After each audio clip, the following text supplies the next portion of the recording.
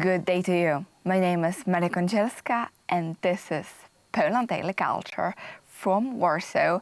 And today we offer you a time travel because we'll learn about the beginning of the Polish independence just after the fall of Iron Wall. And with me is Benjamin Burg, an entrepreneur and also educator from US who lives already 29 years in Poland. Thank you very much for coming. Thank you. Thanks. Great to be back again. And you told us in the previous episode the beginning of how it happened that you decided to move to Poland and what were your expectations at the very beginning. You told us you were a teacher with a vocation. You wanted to educate children, to teach them something, to broaden their horizons, and you didn't really want to do finances. But how did it lead you to Poland? Okay, so basically, as I said, I had worked for Greenpeace. It was while I was working for Greenpeace that I felt that, I wasn't just doing sales, but I was also educating, and I thought that would have the most, I like to talk, I'm a good storyteller, I had a good education myself, I wanted to share that. At that time, unfortunately, it was very difficult to get a teaching job. I was a history teacher, sort of like the baby boomers kind of were holding on to their jobs. I remember applying for a couple of jobs and there were 200 people applying for one position for a teaching job, which was Which right now sounds crazy because you're looking for good teachers. Anyway, I had just gotten back from Israel. I had this desire to live outside the country. I figured this would be a great way for me to learn, and I wanted to, have real life experiences to share in the classroom. I'd always looked at teachers who had these great stories of living in Peru, or that was something, that was meaningful for me, and I wanted to be able to have that meaning, those life experiences to share with kids. So I immediately drove to the Peace Corps. I spent 3 days writing out this application. I drove it back, and the way the Peace Corps worked at that time is they nominate you for a position. So I had a couple of years of French in high school, so they nominate me for a French-speaking country in Africa. And I had a choice to be either teaching English or working with the environment. And I was like, well, look, I just got my master's degree in education. I do have my bachelor's degree is in environmental science and American history. So I figured, okay, let's do something on the environment. So I chose to work for an environmental non-government organization. And I thought for a good 6 months that I was going to go to Africa. As I said previously, I just met in my first year of college, I'd met my mother, my natural mother. And during my college years, she was introducing me to her family, and I began to get to know my grandfather. And I guess the way the story is that my grandmother, or his second wife, my natural grandmother died before I was born. He remarried.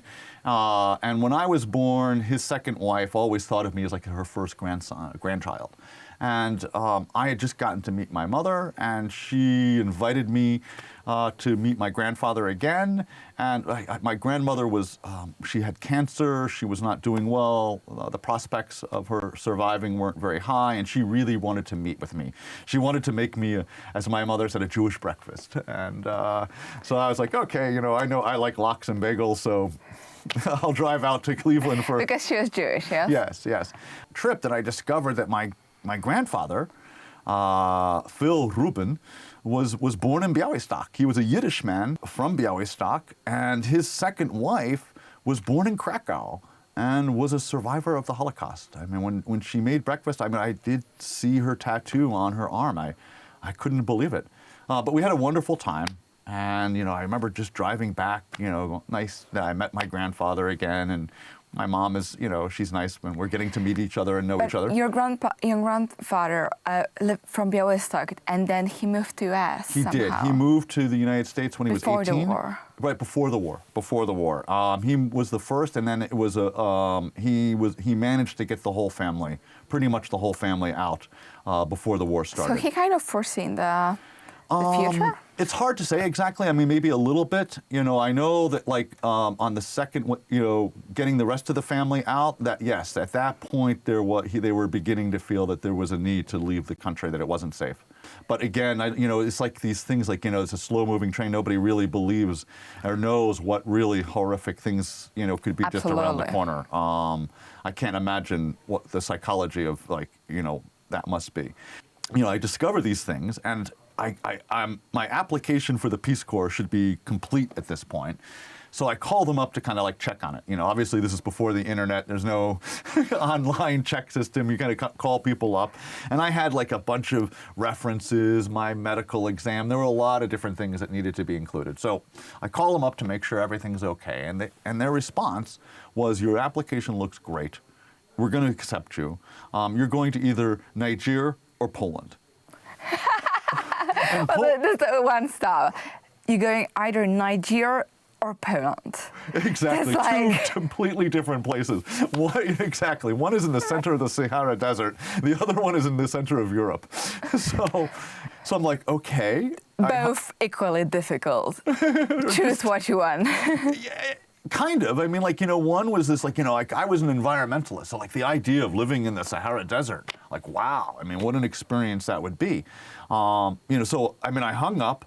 I go, back again, this is pre-internet days, so like I had this wonderful National Geographic atlas, so I open up this giant book and I'm looking at it, and there it is in Niger. This is landlocked. There's no ocean. It's like really in the Sahara Desert. And then there's Poland, with small Baltic Sea. With a small little bit of the Baltic Sea, but and all I knew about Poland at that point was, like Wałęsa.